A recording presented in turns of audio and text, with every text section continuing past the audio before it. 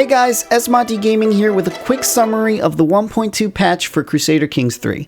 Although not quite as long as the previous patch notes, there were a number of tweaks and changes made. I tried to pick out the most notable ones that you may encounter on your next playthrough. Of course, if I've missed anything important, please let me know. Your current saves should be fine when upgrading from the previous version, as I have not seen any issues mentioned, and with that, here is my TLDR. First, let's start off with a few of the somewhat minor features that some of you might appreciate. Finally, we got access to the much requested ruler designer. Now you can recreate your beautiful self as a ruler in-game and roleplay that medieval Chad you'd always wanted to be. I also enjoy the fact that each ruler will generate a unique DNA string that can be used to share your creations, and I'm looking forward to what people create with this.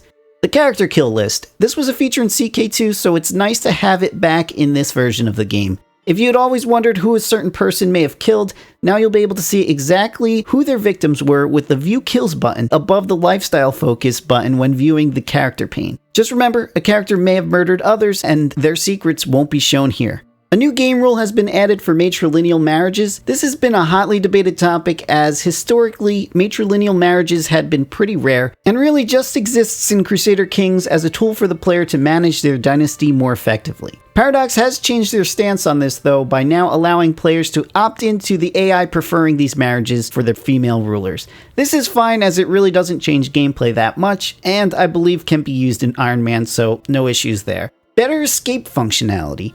I probably cared about this one more than I should, but there were some changes made to the logic behind how hitting escape works when backing out of menus. No matter how small of a change this might be, I'm very excited because the previous function just felt kind of unintuitive and it was frustrating.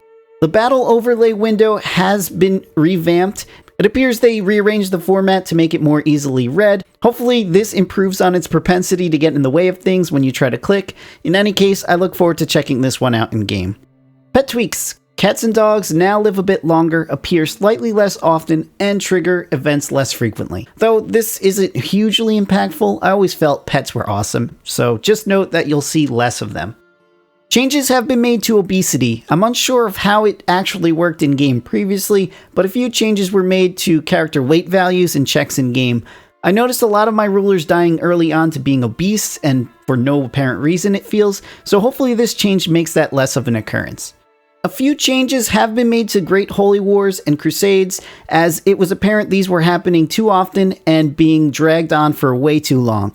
Increasing the cooldown was a very wise choice, as oftentimes it felt like you could not accomplish anything meaningful before having to defend against another large-scale war. In addition, now the AI won't launch if their expected military strength is less than 33% of the defenders. Further quality of life improvements for Crusade defenders were also made by increasing the war score cap from battles to 150%, and in addition, now you'll gain more war score for each battle and thus should be able to resolve the war in a much more reasonable time frame, as 100k plus armies on each side can drag on forever. They've also increased the effect of a ticking war score for a defender of a crusade when the targeted kingdom is free of occupants. This way, if you've crushed your opponents, you're not just sitting around for an extended period waiting for the war score to tick up. The patch also added a bunch of quality of life improvements to combat, such as army attaching, and need I say more? I'm surprised you weren't able to attach your army to allies out of the box, but rejoice, now satisfying call to arms can be slightly less annoying, as you could send a few troops over and attach them to an army and forget about them. We also might see some potentially smarter allies, as one of the notes mentions that they should follow more closely and promptly join battles. I haven't played it yet, obviously, but the promise of allies being smarter about assisting me in battles makes me a happy man. There were some changes to gathering points, and although I had not noticed an issue in my games, now when raising all of your armies, the game should consider the targeted barony's supply limit and split the forces into adjacent zones accordingly. This can help avoid unnecessary supply penalties as your army is gathering. They also had some improvement to siege command. I'm fairly certain this is how it worked in CK2, but now the first army on a holding controls the siege. This gives us clarity on whose commander traits are being used when multiple armies are on a holding, and whether or not you can choose to assault the holding when sieging alongside an ally. Some pretty considerable changes have been made to the AI that should make them a bit stronger and possibly a bit smarter. Now when declaring war, the AI should no longer consider their allied vassals and lieges as part of their military strength. This is much smarter, as those parties may be ineligible to join whatever war it is they may be considering. There also appears to be considerable attention paid to how the AI controls their budget when constructing buildings, and how they choose to hire their men-at-arms. The AI should now initially have more men-at-arms and slowly add to this over time. They will also be a bit smarter about their cultural unit's type by recruiting less of the base type of the same unit. So let's say their cultural unit is a skirmisher, they'll now recruit less light footmen in addition. The AI will also now be less passive when being raided, so no more pillaging your neighbor for gold as their forces just stand there raised in the adjacent county. In addition, and understandably so, rulers will now have a negative opinion modifier when you raid them. Improvements have been made on how independence wars work. Now the revolting faction receives a ticking war score if none of their combined territories are occupied. This is actually a huge change, as if you've ever tried resolving an independence war in a big realm, it was a very daunting task to fight your way to your liege's capital. Not sure how widely known this one was, but there was a pretty simple exploit that was definitely unintended, and you no longer could just cancel a vassal's construction project and receive their refunded gold.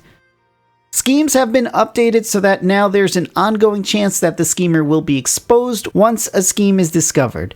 I'm kind of sad about this one because it feels like schemes are exposed much more often than their secrecy percent would indicate, and in addition, this makes it a bit harder to complete a discovered scheme, as they can just be flat out ended at any time. They've changed up how Fabricate Claim task works when you're targeting your vassals. Now it should take a little bit more time, which I guess shouldn't be a big deal, but when you're trying to consolidate some titles, let's say after succession, it might be a little bit more difficult, but depending on how long this will take now, it shouldn't be that much of an issue. Once again, they've done some changes with respect to heresies, and I think they wanted to rein in some of the changes they did in the last patch, as prior to 1.1, they were a bit out of control, and now in the current build, they seem a little unimpactful. In 1.2, vassals will now no longer convert their capital when demanded to convert religion.